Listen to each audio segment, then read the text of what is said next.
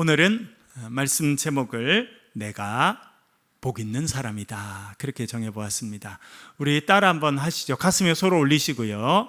가슴에 손을 올리시고 말씀 제목이지만 우리의 고백으로 한번 해보겠습니다. 내가 복 있는 사람이다. 손을 옆으로 펴시고 옆에 사람 인사하겠습니다. 당신이 복 있는 사람입니다. 인사하겠습니다.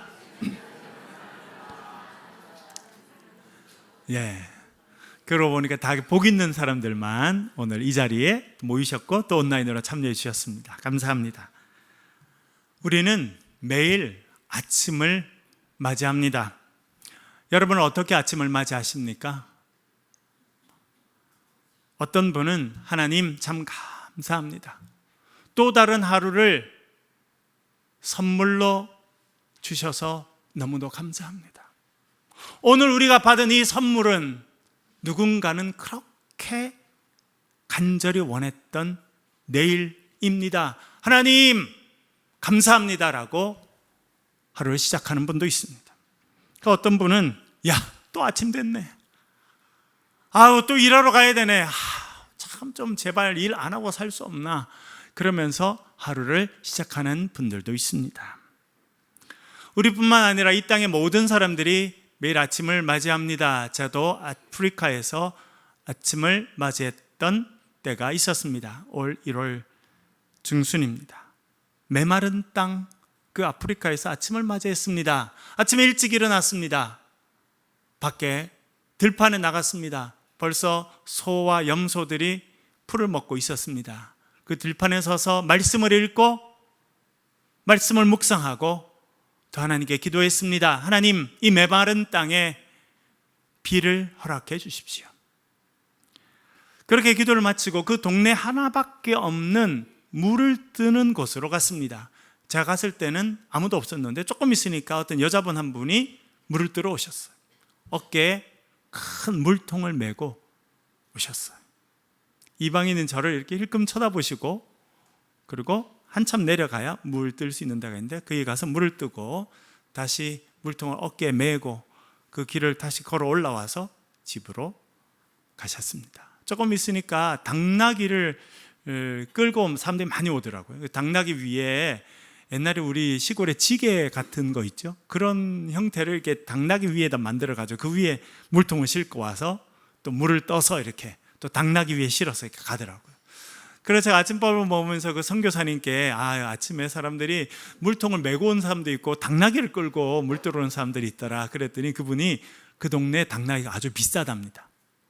우리 차 사는 것처럼.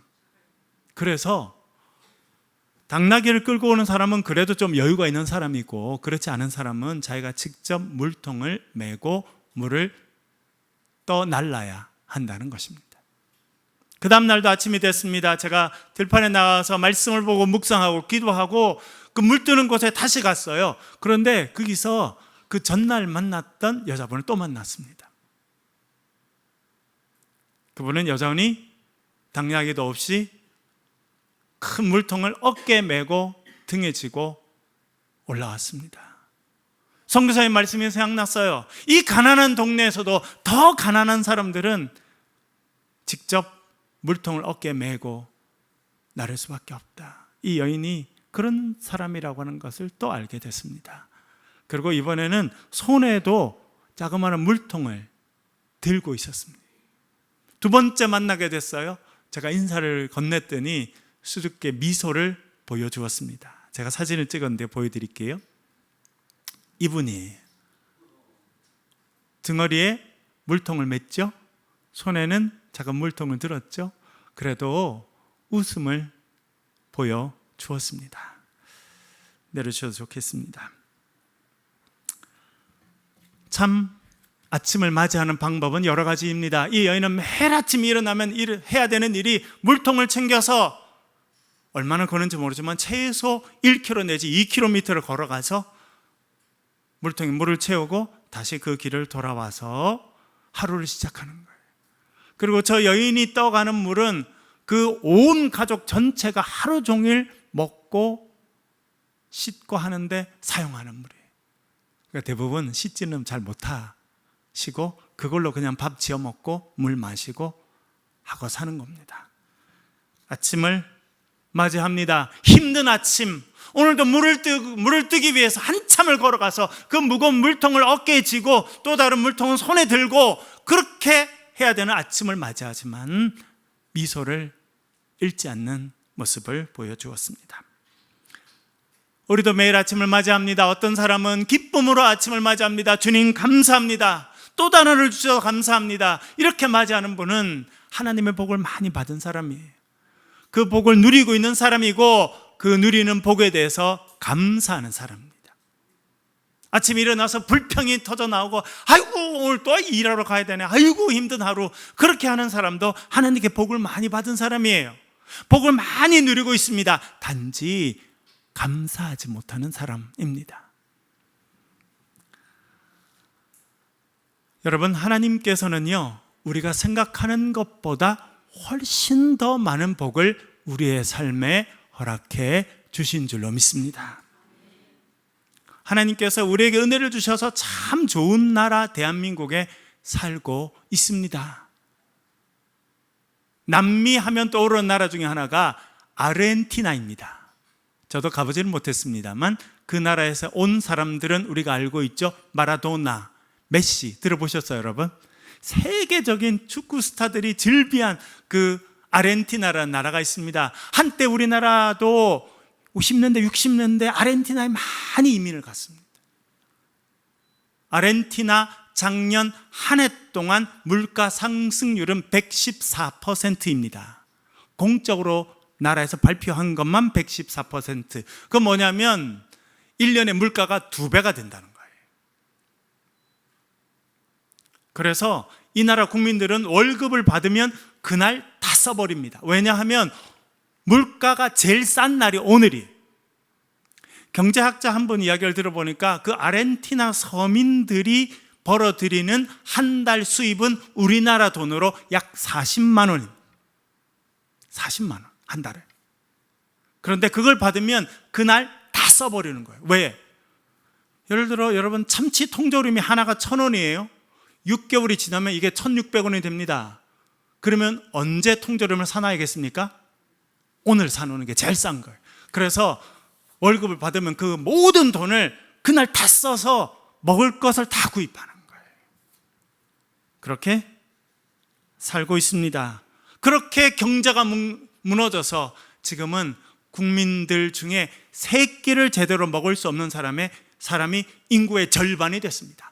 여러분, 아르헨티나는요, 19세기 말 여러분 100년 전에는요, 세계에서 5번째로 잘 살던 나라였어요. 그래서 그때는 유럽에서도 수많은 사람들이 아르헨티나로 이민을 갔던 그런 나라인데 지금은 국민의 50%가 하루 3끼를 제대로 먹을 수 없는 그런 나라가 되었습니다.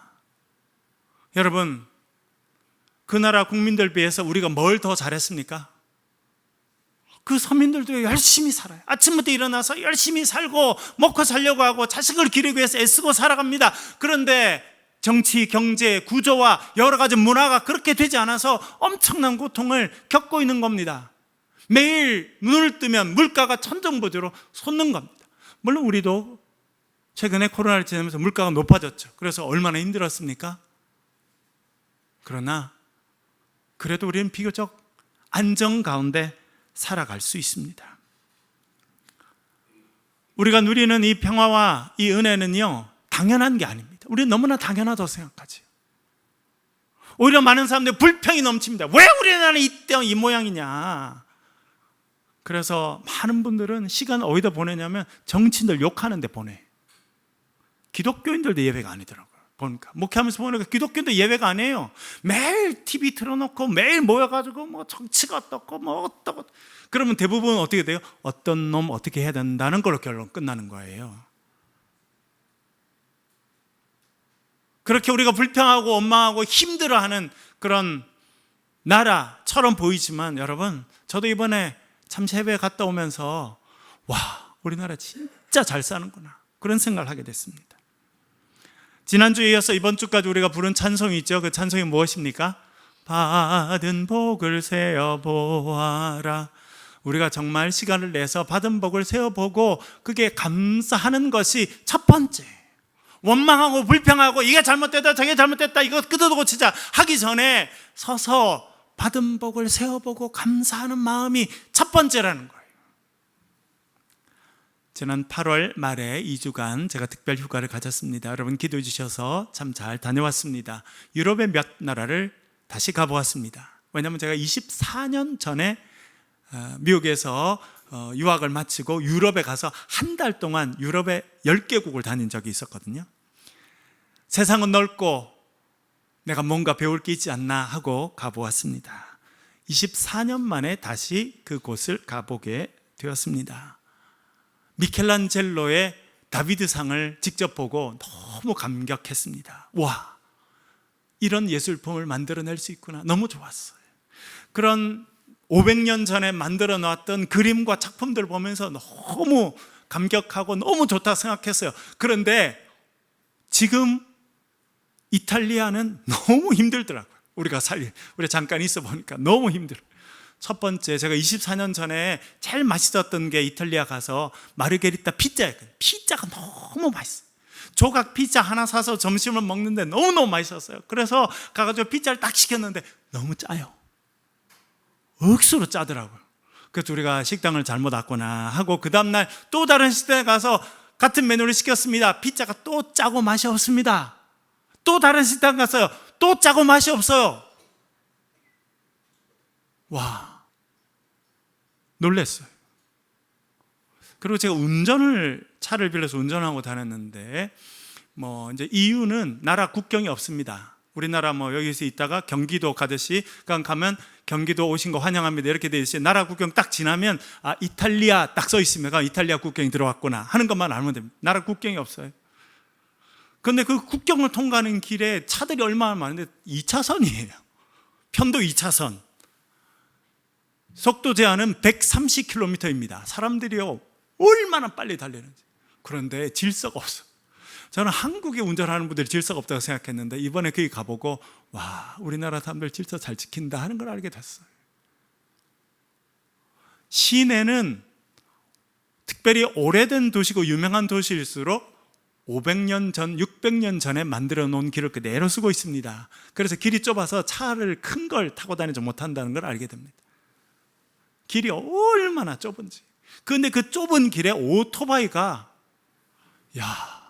저는 한국에 운전하면서 제일 힘든 게 좀 죄송하지만 이 음식 배달해 주시는 분들 참 고마운 분들이지만 그 오토바이 타고 다니는 분들이 너무 이렇게 다녀서 불편하다 이렇게 생각했는데 제가 이번에 이탈리아 가보고는 한국에 오토바이 타신 분들은 양반이다 이렇게 생각하게 됐어요. 갔다 오니까 감사한 게 얼마나 많이 늘었는지 몰라요. 여러분 화장실에 돈 내고 가보셨어요? 소변 보는데 1,500원씩 내고 가보셨어요? 안 가보셨어요? 안 가보셨죠? 그거 1,500원 내고 갈라 해도 화장실이 잘 없습니다. 저희 동네, 제가 지난번에 말씀드렸지만 저희 동네에 최근에 그 산책길이 있는데 조그마한 화장실 또 만들었어요. 얼마 전에 제가 딱 들어가 봤더니 들어가니까 클래식 음악이 나오네 또. 불이 자동으로 켜질 뿐만 아니라 클래식 음악이 이렇게 쫙 나오고 저 요즘 이런 그것도 어디 개인 저택의 화장실이 아니고 아무나 지나다니는 이 공공 화장실에 딱 들어가는데 클래식 음악이 나오고 거기 딱 올리면 뜨거운 물까지 나오는 그런 화장실이 세상에 있을까? 제가 미국에서 10년 또 유럽의 여러 나라 다녀봤는데 아직은 못 봤어요. 우리나라밖에 없어요. 우리는 너무 당연하다고 생각합니다. 당연히 그렇지 뭐. 그리고 다니면서 제일 힘든 게 개똥이 발에 계속 밟힌다는 거. 사람들이 개를 이렇게 끌고 다니는데 아무도 개똥을 치우는 사람이 없어요. 그래서 제 아내가 유럽에서 오래 살아서 물어봤죠. 왜 이러냐 그랬더니 이 사람들은 당연히 개똥은 시청에서 치우는 거다 생각한다는 거예요. 우리가 본인이 다 치우고 깨끗하게 하는데 여기는 그냥 개를 데리고 다니면서 개가 아무 때나 볼일을 다 보면 사람들이 좀 밟고 지나가면 시청에서 내일 아침에 치울 거야 그러고 산다는 거예요. 참 생각을 많이 하게 되었습니다. 여러분 우리나라가 얼마나 하나님 은혜를 많이 받아서 누리는지 이번에 다시 알게 됐어요. 제가 피렌체에 가보고 그렇게 아내한테 이야기했습니다. 우리나라가 1950년 전쟁의 폐허 가운데 아무것도 없이 굶어 죽을 때도 이 사람들은 이것만큼 잘해놓고 살았을 거다. 그러나 지난 70년 동안 그분들은 그대로 있고 우리나라는 급속하게 발전해서 우리나라는요 엄청나게 훌륭한 삶의 문화들을 이루고 살게 됐다는 것을 알게 됩니다. 우리가 누리는 복이 얼마나 큰지 우리는 이 안에서 잘 깨닫지 못하는 것입니다. 특별히 큰 도시 가서 제가 있으면서 하나 느낀 거는 우리나라 너무 안전하다는 거예요. 드디어 도착해서 얼마 안 돼서 바르셀로나에 갔는데 호텔인데 가정집 같이 이렇게 생긴 조그마한 호텔을 그래도 엄청 비싸요. 거기 더 들어갔는데 그 주인이 뭐라 하냐면 여기 관광하실 때 소매치기 도둑들이 많으니까 조심하시라고. 그래서 제 아내가 가기 전에 뭘 준비해 가냐면 목걸이를 준비해 갔어요. 휴대폰을 연결할 수 있는 목걸이, 뭐 금목걸이는 아니고 그냥 천으로 된 건데 이 우리나라 휴대폰 그 뒤에 고리를 딱 갈 수 있는 고리를 연결해 가지고 목걸이를 연결해서 달고 다니라는 거예요. 그래서 다녔어요. 왜 그래요? 핸드폰 들고 있는데 핸드폰을 채가는 놈들이 많다는 거예요. 여러분 상상을 해보셨어요? 우리는 여러분 우리나라는 잠시 핸드폰을 놔놓고 화장실 갔다 와도 없어지지 않는 나라가 우리나라예요. 택배를 집 앞에 그렇게 쌓아놓고 주인이 반나절 이상 그 택배를 안 찾아가도 택배가 안 없어지는 나라는 대한민국밖에 없다니까요, 여러분. 손에 들고 있는 핸드폰이 없어질까 싶어서 목걸이를 달아서 핸드폰을 연결하고 저희들 그러고 다녔어요. 야, 어떻게 이렇게 됐나? 그런 생각. 또 한편으로는 보면 우리나라가 얼마나 이렇게 발전했나, 하나님의 놀라운 은혜를 얼마나 우리가 누리고 살고 있는가. 그래서 요즘에는 제가 우리 옆집에, 우리 동네에 있는 피자집을 보면서 고마운 생각이 들어요. 훌륭한 피자집이 옆에 있어서 감사하다. 아시겠죠, 여러분?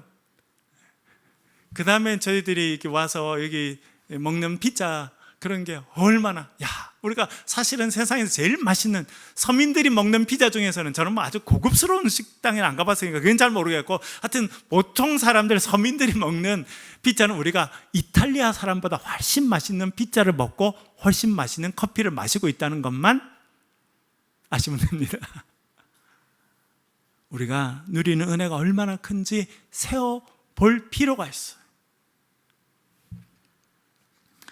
하나님께서 우리의 삶에 얼마나 많은 은혜를 주셨는지, 그 은혜를 우리가 지금 얼마나 많이 누리고 있는지. 그런데 우리 입술에는요 불평이 넘쳐납니다.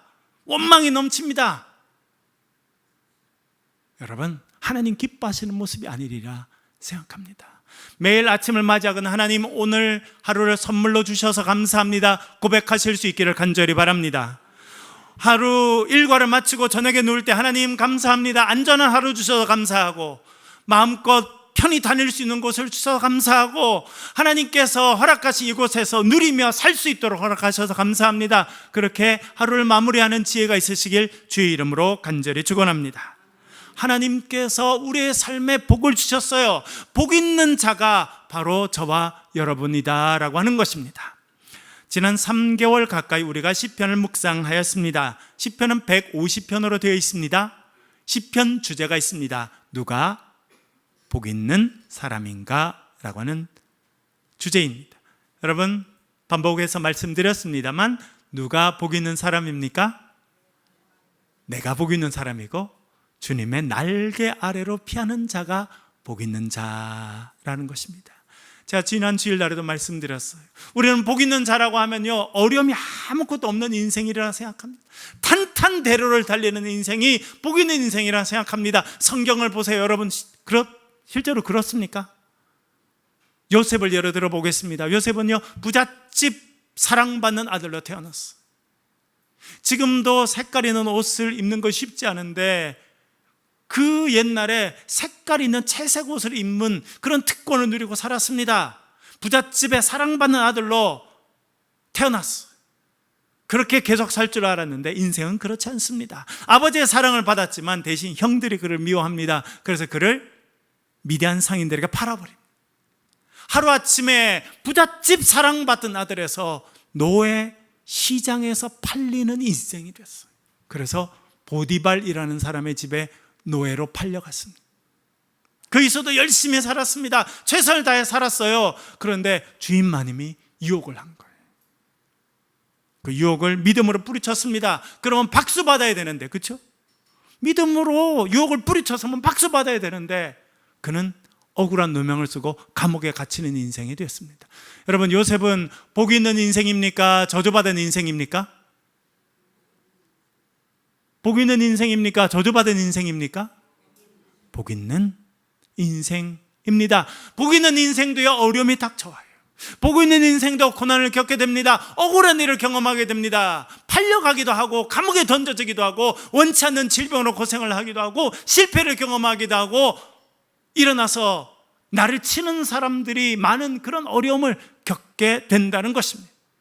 그러나 하나님께서 요셉을 세워주셨더니 그 요셉을 통해서 수많은 사람들이 살게 됐습니다. 심지어 그를 팔아버렸던 형들까지도 요셉을 통해서 살게 되고 그 자녀들도 살게 되는 그런 축복의 통로가 된 것입니다.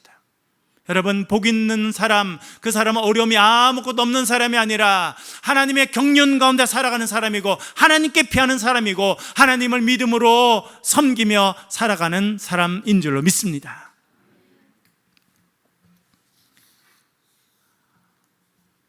오늘 우리가 읽는 말씀, 또 시편 중에 이런 말씀이 있습니다. 우리 2장 12절, 시편 2편 12절 하반절 말씀 화면을 보면서 한번 읽겠습니다. 시작. 여호와께 피하는 모든 사람은 다 복이 있도다. 아멘. 제가 설교를 준비하면서 복이 있다, 에세르라고 하는 말이 히브리어로 복이고 시편 전체에 처음 쓰인 단어가 에세르라고 하는 단어예요. 복 있는 사람이라는 뜻입니다. 그래서 쭉 찾아봤습니다. 어떤 사람이 복 있는 사람이라고 시편에서 말하는가? 반복적으로 말하는 것은요, 주께 피하는 자가 복 있는 자라는 거예요. 34편 8절도 읽어보겠습니다. 같이 읽겠습니다. 시작. 너희는 여호와의 선하심을 맛보아할지어다. 그에게 피하는 자는 복이 있도다. 아멘. 주님께 피하는 자가 복이 있다는 거예요. 하나님의 날개 아래에 피할 수밖에 없지만 그렇게 하나님 날개 아래 피하는 자가 복이 있다는 것입니다. 그 날개 아래서 우리는 뭘 경험하게 됩니까? 주의 선하심을 맛보아 알지어다, 그렇게 말해주고 있습니다. 하나님은 참 좋으신 분이십니다. 성경이 그것을 말씀합니다. 여러분, 하나님은 우리의 삶에 참 좋으신 분이신 줄로 믿습니다. 그 좋으신 하나님을 경험할 수 있는 곳이 어디라는 겁니까? 하나님의 날개 아래 피할 때야 하나님의 좋으심을 경험할 수 있다는 거예요. 저 멀리 떨어져서 하나님의 좋으심을 경험하는 게 아니라 환난을 피해서, 어려움을 피해서, 고난을 피해서 주님의 날개 아래로 피했습니다. 그 주님의 품 안에 갔더니 하나님의 선하심을 맛보게 되었다는 것입니다. 특별히 여기 맛보게 되었다라고 표현하는 것이 참 특징적이라 생각됩니다. 맛봐야 알 수 있어요. 음식, 여러분 눈으로 봐도 좋습니다만 실제로 맛을 봐야 알겠죠? 우리나라 얼마나 좋은지, 딴 나라 어떤지 실제로 가서 맛을 봐야 알겠더라고요. 작년 부활절 때 제 아내 조카, 샌디에고에 있는 제 아내 조카가 와서 우리 같이 예배를 드렸었습니다. 그 아이는 미국에서 태어나서 미국에서 대학을 다니다가 고려대학교 교환학생으로 와서 그때 우리 집에도 오고 우리 같이 예배 드렸던 기억이 있는데요, 우리가 같이 밥 먹으면서 이렇게 이야기를 하는데 그 아이가 그러는 거예요. 자기가 교환학생을 고려대학 와서 그 바로 앞에 있는 맥도날드에 갔다는 거예요. 햄버거를 시켜 먹었다는 거예요. 엄청 맛있더라는 거예요. 그래서 이 집이 특별히 맛있나? 하고 딴 데 맥도날드 갔는데 햄버거를 먹는데 거기도 맛있더라는 거예요. 그래서 자기가 6개월 살아본 결과 미국의 맥도날드 햄버거보다 한국의 맥도날드가 더 맛있다. 아멘 할 필요는 없습니다, 여러분. 지난번에 여러분 수요일 날에 한번 어느 집사님 부부가 한번 오셔서 예배 드리셨죠? 제가 그랬죠? MIT를 졸업한 분이라고. 그리고 미국 아주 큰 회사에 지사장으로 계신 분인데 그분 뭐 매년 오셔서 저희들은 사실 매년 만나서 식사를 하는데 지난번에 제가 대구에 오는 여기 식당에 데리고 왔는데 너무 맛있다는 거예요. 끝마치고 제가 커피숍에 데리고 갔대요. 그랬더니 너무 놀라는 거예요. 자기가 너무 촌스럽게 느껴진다, 한국에 오니까 요즘에는. 그래서 내가, 아니 집사님 월급 꽤 많이 받잖아요. 좋은 데 많이 안 가세요. 좋은 데 간다는 거예요. 그런데도 여기가 더 좋다는 거예요. 그분 표현이에요. 그러니까 우리가 얼마나 많은 것을 누리고 살아가는지 우리가 알지 못할 때가 많습니다. 그래서 불평이 넘치고 화가 나고, 그렇죠? 하나님께서 우리의 삶에 얼마나 많은 은혜를 주시는지 모릅니다. 때때로 우리의 삶에 고난이 있습니다. 그럴 때 하나님의 품에 피합니다. 그 품 안에서 우리가 하나님의 위로를 받게 되고 하나님이 주시는 힘을 공급받게 되고 그렇게 살아가는 사람이 복 있는 사람이라 성경이 우리에게 말씀해 주고 있습니다. 여러분, 하나님의 품에 안기셔서 그 품에서 하나님의 선하심을 맛보아하는 저와 여러분 되시길 주의 이름으로 간절히 축원합니다. 시편 84편 5절 한번 읽어보겠습니다. 같이 읽겠습니다. 84편 5절 읽겠습니다. 시작. 주께 힘을 얻고 그 마음의 시온의 대로가 있는 자는 복이 있나이다. 아멘. 주께 힘을 얻는다. 여러분, 언제 주께 힘을 얻습니까? 내가 힘이 넘칠 때는요, 주께 힘을 얻을 필요가 없어요. 내가 잘 나갈 때는 하나님의 도움이 별로 필요하지 않다니까요, 여러분. 언제 주께 힘을 얻게 됩니까? 내가 힘이 없을 때, 내가 지쳤을 때, 내 힘으로 삶의 문제를 해결할 수 없을 때, 하나님, 저는 연약합니다. 저에게 힘이 되어 주십시오. 저를 도와주십시오. 그렇게 할 때 주께 힘을 얻게 되는 거예요. 이렇게 힘을 얻는 자는 그 마음에 시온의 대로가 있다라고 말합니다. 하나님의 주시는 평강이 넘친다는 거예요. 주님의 날개 아래 피했습니다. 세상이 힘들고 어려워서 내 힘으로 감당하지 못해서 주의 날개 아래 피했더니 그 안에서 위로를 받게 됩니다. 새로운 힘을 얻게 됩니다. 그리고 하나님이 주신 평화를 경험하게 됩니다. 세상이 알 수도 없고 세상이 줄 수도 없는 그 평화를 누리는 인생이 된다 말씀하고 있습니다. 그런 자가 복 있는 인생인 줄로 믿습니다. 그리고 오늘 읽은 본문 이렇게 말씀합니다. 144편 15절 함께 읽어보겠습니다. 같이 읽겠습니다. 시작. 이러한 백성은 복이 있나니 여호와를 자기 하나님으로 삼는 백성은 복이 있도다. 아멘. 여기서 다시 한번 누가 복 있는 사람인지 이야기합니다. 누가 복 있는 사람입니까? 이런 백성이 복이 있다. 이런 백성이 어떤 백성입니까? 여호와를 자기 하나님으로 삼는 백성이라.